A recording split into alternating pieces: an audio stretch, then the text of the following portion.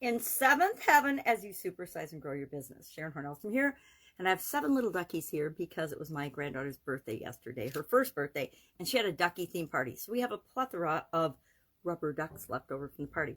But the award goes to my sister, who made these little ducky cookies that are absolutely the cutest thing I've ever seen. She's the cookie master. So in seventh heaven, what does this mean and where did it come from?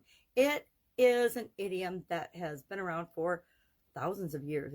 It's seventh heaven, not particularly, hasn't been in the Bible because there's some controversy. It comes from, I believe, Islam, and they discussed and believed that there were 7 levels of heaven, and so they taught that God and the angels lived in the highest level of heaven, which is the 7th level of heaven.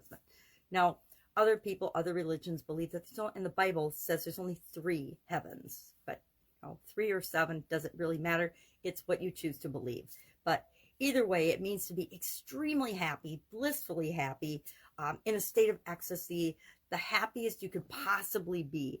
And so since the 1800s, seventh heaven has meant this, to be blissfully happy, to be the best you can be, to be at the highest level you can possibly be in any area or aspect of your life. So the happiest you could be is in 7th heaven. The most in love you could be is in 7th heaven. The most famous you could be or successful you could be would be what you consider and describe as 7th heaven.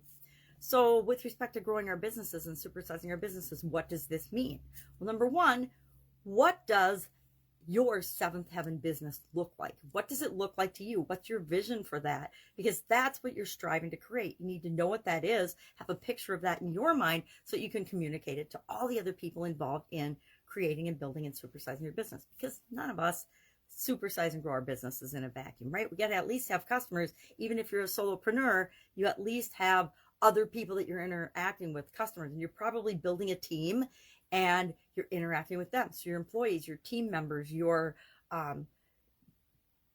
partners, your strategic partners, your communities that you live in, the customers in the communities that you serve, whether they're your customers or not, are you painting that picture of the ultimate best service for them? What is 7th heaven to your employees? What is the best you can provide for your employees? What is the best opportunity in the 7th heaven you can provide for your strategic partners, your vendors, your suppliers, etc., your delivery people, your service providers? What is 7th heaven in everyone's mind, and what can you do to try to create a little piece of that with the products and services that you provide? So I actually like this idiom. I think it's fun. I don't care if there's 3 heavens or 7.